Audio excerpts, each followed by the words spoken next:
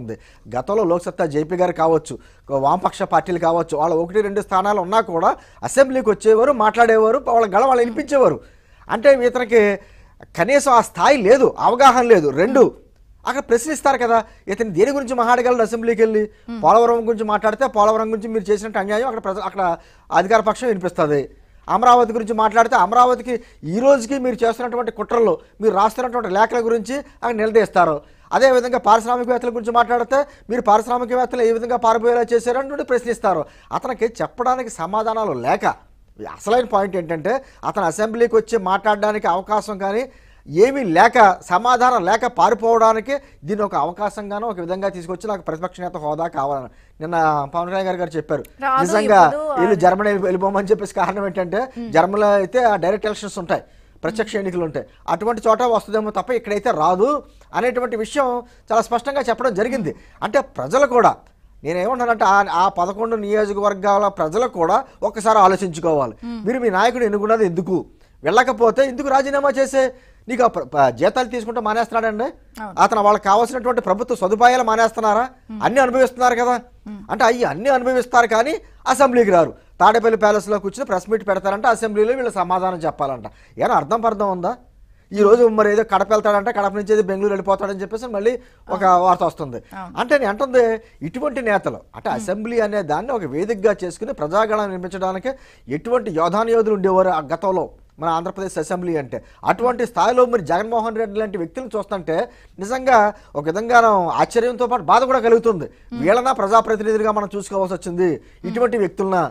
నేను అంటుంది అటువంటి మనుషులు కూడా బయటకు వచ్చి మళ్ళీ నిందలు, ప్రభుత్వం భయపడుతుంది, ప్రభుత్వం దగ్గర సమాధానాలు లేవు అంటే వాళ్ళు ఏం మంచి చేసినా మేము మాట్లాడాం కాబట్టి ఇది. ఇప్పుడు ఏదన్నా రాష్ట్రానికి అయినా పెట్టుబడులు వచ్చినాయి, గతంలో మేము చేసాం అందుకనే వచ్చిన పెట్టుబడులు అంటారు. అంటే వీళ్ళ కార్యక్రమాలు అన్నీ కూడా మంచి అయితే వాళ్ళ అకౌంట్లో వేసుకోవాలి, చెడైతే మాత్రం ఏలేటి చూపించాలి. ఈ 8 నెలల్లోనే రాష్ట్రంలో ఏదో జరిగిపోతున్నటువంటి ఒక క్రియేషన్ చేసి వాళ్ళకి సంబంధించినటువంటి మీడియాలో కావచ్చు, వాళ్ళకి సంబంధించినటువంటి కొన్ని జర్నలిస్టులు ఉన్నారు వాళ్ళతో కావచ్చు, రకరకాలైనటువంటి బురద జల్లేసినటువంటి కార్యక్రమాలు. అంటే ప్రజలకి అర్థం అవ్వట్లేదా గతంలో 5 సంవత్సరాలు ఏం జరిగింది, ఈ 8 నెలల్లో ఏం జరుగుతుంది, భవిష్యత్తులో ఏం చేయబోతున్నారు అనేటువంటి విషయం చాలా స్పష్టంగా ప్రజలకు తెలుసు. కాబట్టి ఆ భయంతో ఈ రోజున నేను ఏమంటున్నానంటే వాళ్ళు బయటకు వచ్చి మాట్లాడిన కూడా భయంతో అరిచే కేకలే తప్ప మరొకటి కాదు. విజయచంద్ర గారు సరే, ఈ సబ్జెక్ట్ తో పాటు ఇంకో సబ్జెక్ట్ తీసుకొచ్చారు మీరు, జీవిరెడ్డి గారు. జీవిరెడ్డి గారు అంటే నాకు గతం నుంచి కూడా మిత్రుడే, మాతో పాటు అనేకమైన డిబేట్స్ లో ఉన్న వాళ్ళం. టీడీపీ వర్సెస్ టీడీపీ సర్కార్ వర్సెస్ టీడీపీ పార్టీ అన్నట్టుంది నిన్న సాయంత్రం నుంచి. అంటే నేను అంటుందండి, రాజకీయాల్లో ఖచ్చితంగా ఓపిక, సహనం, స్థితప్రజ్ఞత కావాలి. ఒక్కసారి రాజకీయం అనేది ఒక యుద్ధ రంగంలో దిగిన తర్వాత కత్తి కన్నీరు పెట్టినా సరే యుద్ధం ఆపకూడదు. ఒకసారి బయటకు, అంటే అతని ఆవేదనలో న్యాయం ఉండొచ్చు, ఖచ్చితంగా తనకు ఒక బాధ్యత చెప్పారు.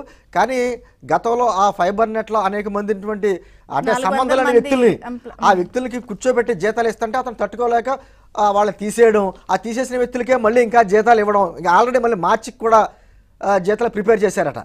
అంటే ఇవన్నీ చూసి తట్టుకోలేక అతనికి బాధ కలిగి ఉండొచ్చు. కానీ మనం ఏం చేసినా కూడా ఒక నిబద్ధత కలిగిన కార్యకర్తలలాగా పార్టీకి మనం బలం అవ్వాలి కానీ బలహీనత కాకూడదు. ఏ పార్టీకైనా, ప్రభుత్వానికి కావచ్చు, పార్టీకి కావచ్చు, మనం బలం అవ్వాలి కానీ బలహీనత కాకూడదు. సమస్య ఉంది లేదని మాత్రం అన్నాం. ఈ రోజున ఏ శాఖలో సమస్య లేదండి. మొన్న ఈ మధ్యన చూసాం, మన ఋషికొండలో కాంట్రాక్టర్కి వేరే పనులకి 65 కోట్లు ఇచ్చారు. అంటే దాన్ని ఏంటని చెప్పేసి ఆర్థిక శాఖ మంత్రి కూడా అడిగారు, వివరాన్ని అడిగారు. అంటే రాజీనామా ప్రతి సమస్యకి పరిష్కారం కాదు. ఈ రోజున మనం ఏంటంటే మనం చేసే పనులు వేరే రాక్షసుల్లా చూస్తున్నారు కొంతమంది, వాళ్ళకి ఆయుధం కాకూడదు, మనం వాళ్ళ చేతిలో ఆయుధం కాకూడదు. ఈ రోజున మీకు చక్కగా చంద్రబాబు గారితో కావచ్చు, లేకపోతే జనార్దన్ రెడ్డి గారి మంత్రి గారితో కాటు చాలా అవకాశం ఉంది. కూర్చుని ఏం చేద్దాం, నేను చెప్పినా వీళ్ళు వినట్లేదు అనేటువంటిది ఒక చర్చ చేసుకుని ఉంటే ఈ రోజు ఈ సమస్య వచ్చేది కాదు. కానీ నిన్న సాయంత్రం నుంచి వస్తున్న నిష్ఠూరాలు, నిన్న సాయంత్రం నుంచి వస్తున్న చర్చ, ఇది మీకు ఇబ్బందికర మారదా? మీ ప్రభుత్వం అదే జగన్ అయితే ఇలా చేసేవాడా అనేది ఇంకో చర్చ. సరే, జగన్ తో పోల్చొద్దు కానీ నేనేమంటున్నానంటే వీరమరణం పొందిన తర్వాత అందరూ విజయోత్సవాలు ఏంటి జిందాబాద్లు, జవహర్లు ఇవన్నీ అంటారు, కానీ విజయంలో భాగస్వాములు కాలేరు అమరవీరులు ఎవరైనా సరే. అంటే నేను ఏమన్నానంటే ఉండి పోరాడాలి, ఖచ్చితంగా సమస్య ఉంది, ప్రతి శాఖలోనే సమస్య ఉంది. ఇంకా చాలా మంది అధికారులు గత ప్రభుత్వ తాలూకు మొత్తం ఇంకా విడలేదు, వాళ్ళందరినీ సెట్ చేసుకుంటే వెళ్ళాలి. ఈ రోజున చంద్రబాబు గారికి తెలియదంట ఏ శాఖలో ఏం జరుగుతుందో. ఒకనటువంటి సీనియర్ ఐఏఎస్ అధికారి. ఓకే, పోనీ సరే జీవిరెడ్డి ఆవేశపడ్డాడే అనుకుందాం, అదేమి మీకు ఇబ్బంది కాదా? ఇప్పుడు ఈ నిర్ణయాలతో ఈ సంకేతాలు కరెక్ట్ గా మీరు అనుకున్న సంకేతాలు వెళ్తున్నాయి. చంద్ర గారు వాస్తవాలు మాట్లాడుకుంటూ అంటే ఎటువంటి పెద్ద సమస్య ఒక గీత వచ్చిన తర్వాత దాని పక్కన ఇంకో పెద్ద గీత వస్తూనే ఉంటుంది. అది 2 రోజులు చర్చ ఉంటుంది, 3వ రోజున ఎవరి వ్యవహారాల్లో వాళ్ళ పనులు వాళ్ళకు ఉంటాయి. నేనేమంటున్నానంటే జీవీ రెడ్డి లాంటి మంచి వ్యక్తి, గతంలో పోరాడిన వ్యక్తి, మా సబ్జెక్ట్ మీద అవగాహన ఉన్న వ్యక్తి, ఖచ్చితంగా అంటే రాజకీయాలు ఆవేశాలు పనిచేయండి, ఎమోషన్స్ తోటి రాజకీయాలు చేయలేం. ఇందాక జవహర్ గారు చెప్పినట్టు అనేక మంది పార్టీల గురించి ఎంతో త్యాగాలు చేసిన వాళ్ళు ఉన్నారు. మేము ఏదో టీవీలో కూర్చున్నాం, లేకపోతే వ్యాసాలు రాసో మేమేం పోరాటం చేసేవాళ్ళు కాదు. కింద కార్యకర్తలు అనేక రకమైన ఇబ్బందులు పడ్డారు. వాళ్ళందరికీ కూడా చాలా కోరికలు ఉంటాయి, ఎమోషన్స్ ఉంటాయి.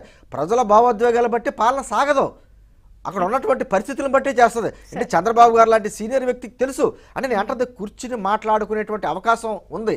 కొంతమందికి ఆ నాయకుల దగ్గరికి వెళ్ళి చెప్పుకునే అవకాశం ఉండదు, కానీ జీవిరెడ్డిగా అవకాశం ఉంది.